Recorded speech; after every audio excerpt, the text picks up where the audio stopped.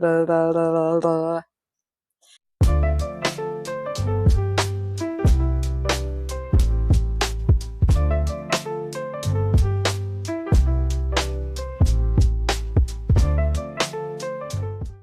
Hey, everybody.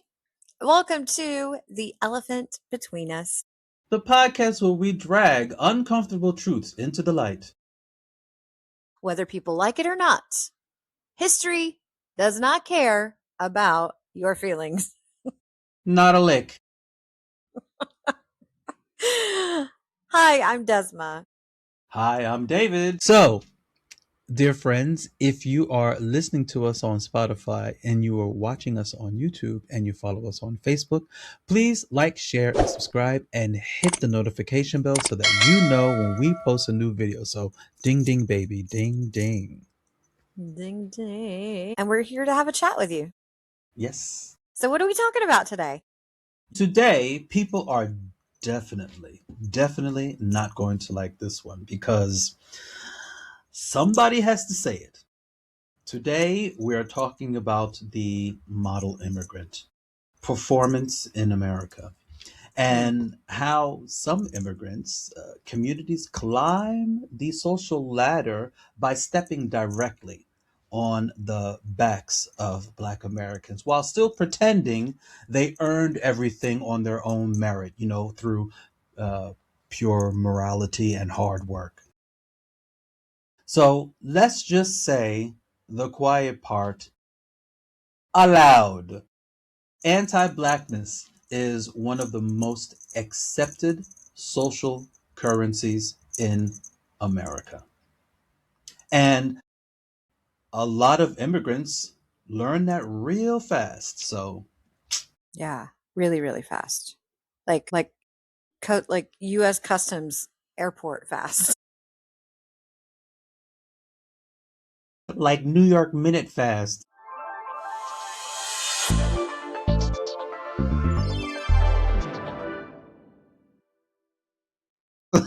Right, exactly.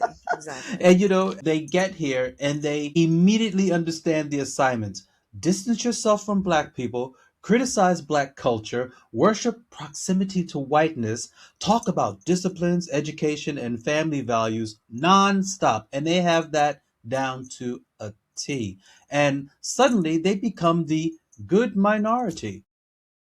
Well, yeah, because America loves minorities that reinforce America's racial mythology, right? Mhm. Like the minute that someone says we succeeded because we work harder than everyone, we work harder even than Black people, then like mainstream media is like, all right, yeah, that works, that's great. Like, It's so exhausting, but you're exactly right. It's really exhausting because nobody wants to talk about um, immigration selection biases, right? So American often doesn't import random populations. They just don't, because we hear the current administration talk about one sort of immigrant as opposed to another sort of immigrant and what type of mm, immigrants they really want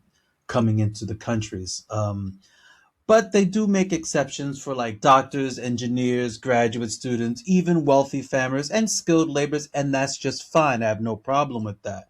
But when we're talking about those communities turn around and compare themselves to Black Americans whose ancestors survived slavery, Jim Crow, redlining, segregation, mass incarceration, educational sabotage, and generational wealth theft. I mean, that comparison is intellectually dishonest from start to finish. mhm.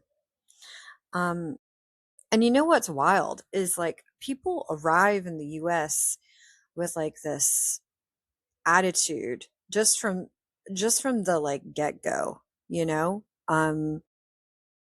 Like that ultimate colonialism, Yeah.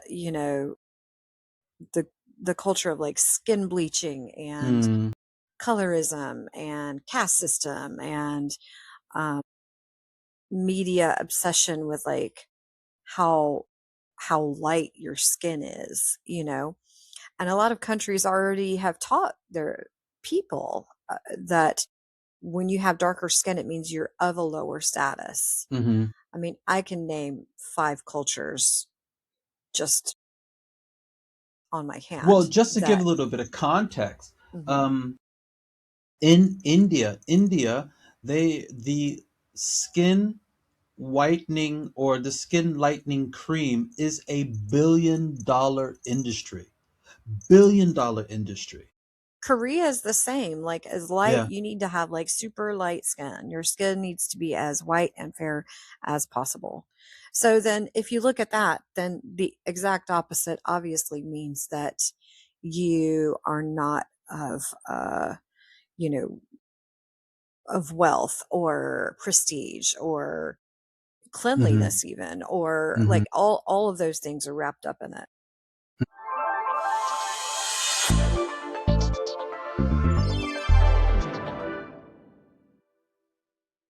If you like what you're seeing, if you like what you're hearing, like, share, and subscribe.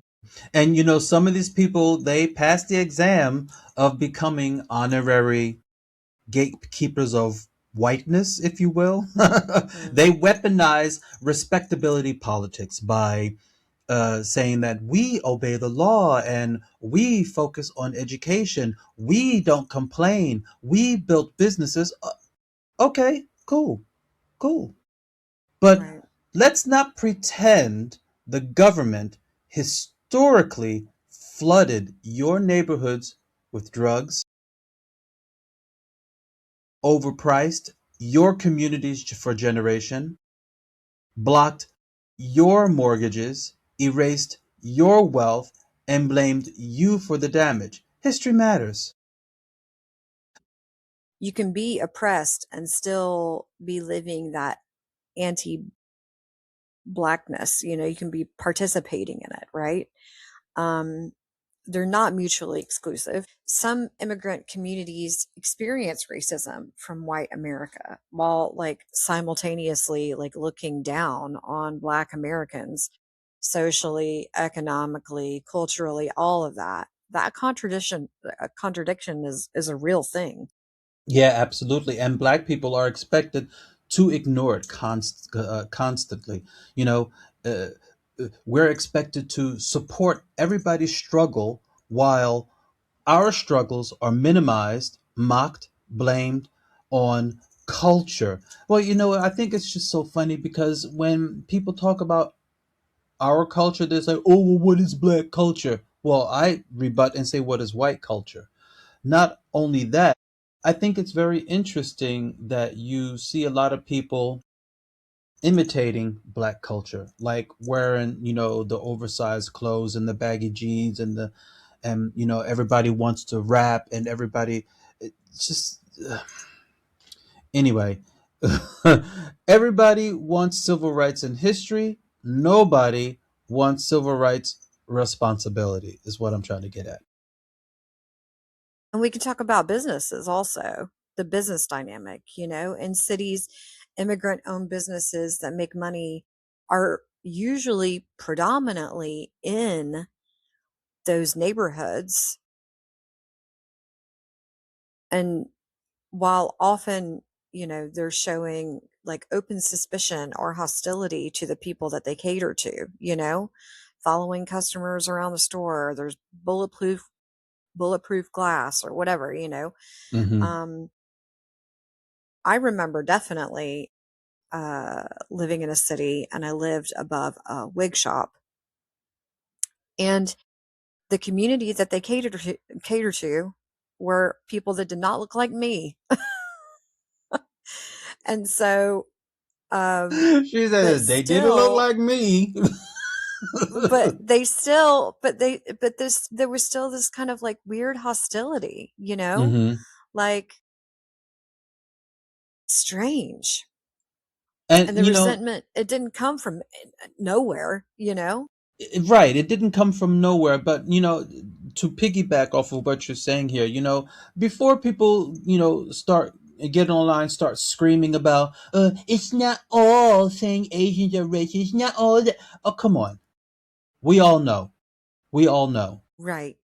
So, but these, It's not but everybody. it's not everybody, but pretending these tensions don't exist is Right. woefully ignorant and cowardly.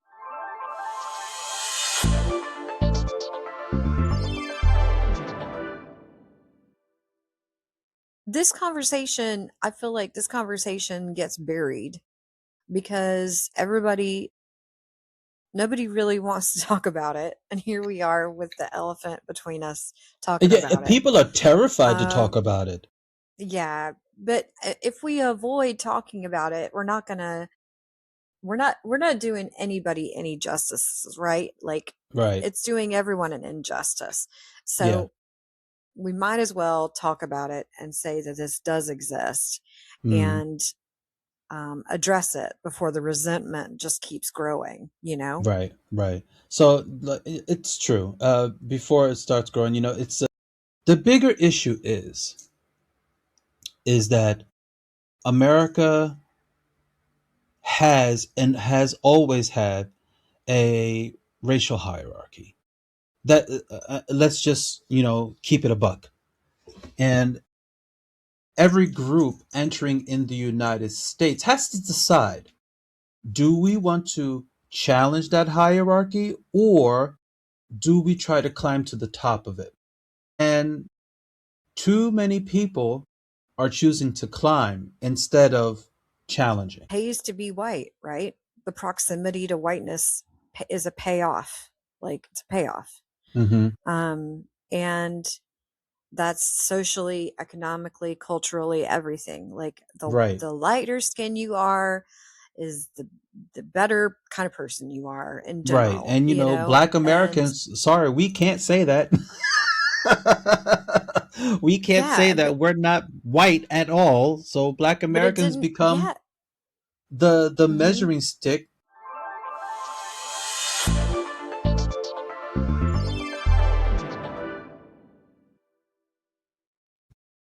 So, and black Americans become that measuring stick everyone uses to prove that they're acceptable. And that is the most diabolical and the ugliest part about this.